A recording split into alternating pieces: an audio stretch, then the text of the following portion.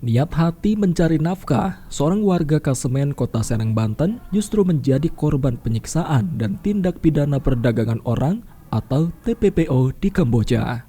Korban bernama Chadera Paskinaiga berhasil kabur dari perusahaan scam daring setelah menempuh perjalanan kaki selama puluhan jam menuju KBRI.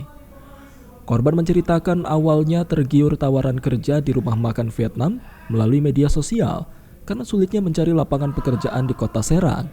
Namun, setelah diberangkatkan oleh agensi melalui jalur VIP di Batam dan Malaysia, korban justru dibawa ke Kamboja menggunakan bus selama 18 jam. Selama 8 hingga 9 bulan, korban disekap di sebuah perusahaan Cina dan dipaksa mencari pelanggan untuk penipuan daring dengan target negara Singapura, Malaysia, dan Brunei. Jika tidak menuruti perintah, korban diancam akan disiksa dan disetrum oleh pihak perusahaan.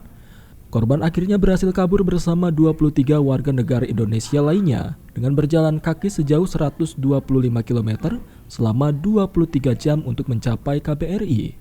Selama bekerja, korban mengaku hanya menerima uang $100 pada awal kedatangan, selebihnya hanya menerima penyiksaan. Ya dipaksa suruh, kan kalau bagian saya kan bukan marketing, jadi suruh cari pelanggan. Itu marketnya 3 negara, Singapura, Malaysia, dan Brunei. Selama di sana nggak nerima uang spesial loh? Cuman sekali doang pas masuk doang $100 udah. Awal aja? Iya. Selebihnya enggak? Selebihnya disiksa. Terus kemarin yang proses pemulangan dari Pemkot seperti apa? Bisa menghubungi Pemkot seperti ini, gimana awal mulanya bisa minta? Langsung nelpon mama sebenarnya. Jadi kan udah nyampe KBRI, soalnya keluar dari perusahaan di Peveng itu ke KBRI 125 kilo kita jalan semua. 23 jam. Jalan kaki? Jalan tuh. Dari malam ketemu malam lagi. Kabur gitu? Iya. Soalnya kalau nggak dikabur kita disetrum lagi. Menanggapi hal tersebut, Wali Kota Serang Budi Rustandi turun tangan memastikan kepulangan korban dan berkoordinasi dengan Dinas Tenaga Kerja serta kementerian terkait. Budi mengungkapkan masih ada sekitar 6 warga Kota Serang lainnya yang masih berada di Kamboja dan menunggu proses pemulangan.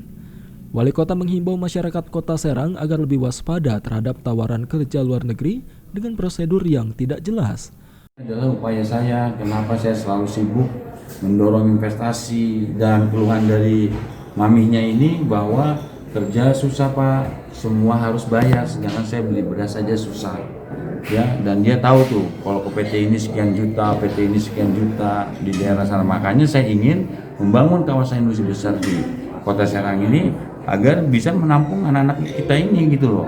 Ya, mudah-mudahan para oknum itu yang mengganggu investasi bisa terbuka pikirannya. Ini siapa yang pikirin kalau bukan pemerintah gitu loh. Warga diminta untuk selalu berkonsultasi dengan Dinas Tenaga Kerja setempat untuk memastikan legalitas perusahaan agar tidak menjadi korban perdagangan orang.